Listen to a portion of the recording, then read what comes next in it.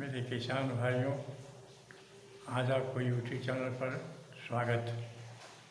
आज मैं आप लोगों को अमरूद की खेती करने के इतिहास के बारे में बताने जा रहा हूँ। इसके पहले मैंने आपको 3 एपिसोड दिखा चुका हूँ और आज मैं चौथा जो है मिट्टी से संबंधित और इसकी प्रजाति के बारे में बताने जा रहा हूँ।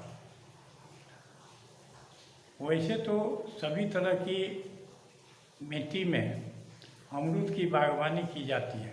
जैसा कि आप जानते हैं कि भिन्न भिन्न प्रकार की मिट्टी में लोग जहाँ रहते हैं, जिस परिवेश में रहते हैं, वहाँ पर वो अपने शौक़ से भी बागवानी करते हैं और अमरूद को लगाते हैं। लेकिन सबसे पहले हमको यह देखना है कि यहाँ की मिट्टी किस प्रकार की है, कैसी है और किस तरह से हम इसमें अमरूद की खेती कर सकते हैं।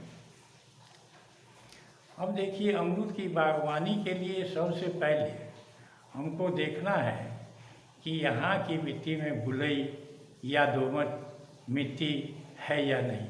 अगर वहाँ की मिट्टी बलुई या दोमट मिट्टी है तो इसमें पैदावार बहुत अधिक मात्रा में होता है। यहाँ की पीएच का जो मान होता है वह 6 से 7.5 तक होना चाहिए। मिट्टी का पीएच मान जो है 6 से 7.5 तक होना चाहिए। और यदि इसमें इतना है, इसमें अगर 7 से 7.5 से अगर ज़्यादा है तो उसमें अमरूद की बागवानी नहीं करनी चाहिए। ऐसी मिट्टी में खेती करने से, अगर इस तरह की मिट्टी में अगर आप खेती करते हैं, 7.5 से ज़्यादा जहाँ मात्रा होती है पीएच का, तो वहाँ अगर खेती करते हैं तो उसमें उकठा या अन्य प्रकार के प्रकोप, अन्य प्रकार की बीमारी, अन्य प्रकार की रोग होने की संभावना रहती है। इसलिए प्रायः लोग मिट्टी का अनुमान लगाते हैं, उसकी माप लेते हैं और उस तरह से खेती करते हो। अब रही बात पौधों की लगाने की बारी, तो पौधों को लगाने के लिए सबसे पहले आप 60 सेंटीमीटर चौड़ा, 7 सेंटीमीटर लंबा और 7 सेंटीमीटर गड्ढा खोद लें। गड्ढा खोदने के बाद इसको 10 या 15 दिन तक के लिए आपको इसको छोड़ दें। इसको छोड़ने से क्या फ़ायदा होता है कि इसमें जितने भी प्रकार के वायरस होते हैं, रोगाणु होते हैं, कीटाणु होते हैं, जो कुछ भी होते हैं, वो 10 या 15 दिन के अंदर में ये समाप्त हो जाते हैं। इसीलिए इसको गड्ढा खोदने के बाद 10 या 15 दिन तक छोड़ देना चाहिए। अब गड्ढों में खोदा हुआ जो गड्ढा है, इसमें 10 से 15 किलोग्राम गोबर का खाद डालिए। सिंगल सुपर फास्फेट जो है वह 500 ग्राम इसमें डालिए। 250 ग्राम पोटास डालिए। 100 ग्राम मिथाइल पैरामीशियम पाउडर जो होता है इसको डालिए। डालने के बाद इसकी मिट्टी को खूब अच्छी तरह से मिला दीजिए और वह सुनिश्चित कीजिए कि इसकी मिट्टी जो है वह ठीक से मिला है या नहीं मिला। अगर यह मिल गया है, इसकी मिट्टी मिला हुआ है, ठीक आपने मिलाया है, तब इसको भली भांति ढंग से आप अपने से इसको अच्छी तरह से सिंचाई कर दीजिए। और सिंचाई करने के बाद आप इसमें पौधा लगा सकते हैं। इसमें मिट्टी भी डाल दिया है, सब चीज़ डाल के आपने मिला दिया है इसको, और सिंचाई करने के बाद यह पौधा लगाने के लिए यह स्थान सुरक्षित हो गया है। अब इसमें आप पौधा आसानी से लगा सकते हैं।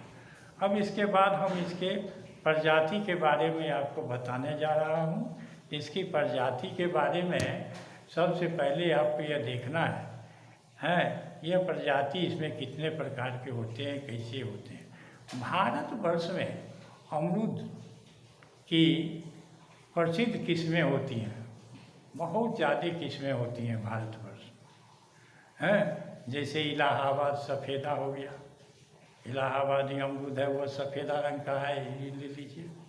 लाल गुदे वाला जो फल होता है उसको ले लीजिए।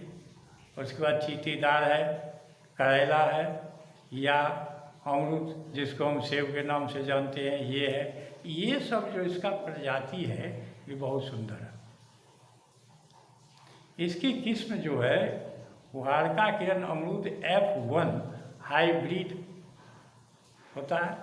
अर्का किरण F1 हाइब्रिड अमरूद में लाइकोपीन की उच्च मात्रा पाई जाती है।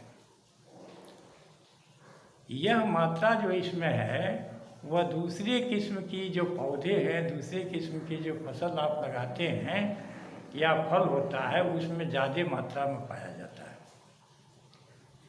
इससे किसान भाई लोग लाखों लाखों की कमाई कर रहे हैं, बहुत ज़्यादा मात्रा में इसको लगाते जा रहे हैं। सफ़ेद अमरूद में किसी भी अन्य फल की तुलना में अधिक विटामिन सी होता है। जैसा कि मैंने आपको पहले भी बता चुका हूँ, गुलाबी अमरूद में पानी की मात्रा अधिक होती है और चीनी की मात्रा कम होती है। स्टार्च की मात्रा भी कम होती है, बीज कम होता है या बीज रहित भी होता है। गुलाबी अमरूद जो है वह इसका स्वाद स्ट्रॉबेरी और नाशपाती के बीच शंकर जैसा होता है। इसे इसका सेब अमरूद के नाम से भी जाना जाता है। तो इस तरह से हम देखते हैं कि ये फल जो है ये लगाने लायक है और आप बहुत शौक से इसको लगा सकते हैं। 1 एकड़ ज़मीन में 132 पौधे लगाए जाते हैं। भिन्न भिन्न प्रकार की दूरियों को मद्देनज़र रखते हुए इसकी दूरी के बारे में भी आपको हम बता चुके हैं। तो 1 एकड़ ज़मीन में आप 132 पौधे आसानी से लगा सकते हैं। अब यहाँ पर आपको मैं मिट्टी और इसकी प्रजाति के बारे में अवगत करा दिया हूँ। आपको अगर YouTube चैनल पर मेरा यह एपिसोड अच्छा लगता है तो प्लीज़ लाइक कीजिए और सब्सक्राइब कीजिए। जय हिंद, जय भारत।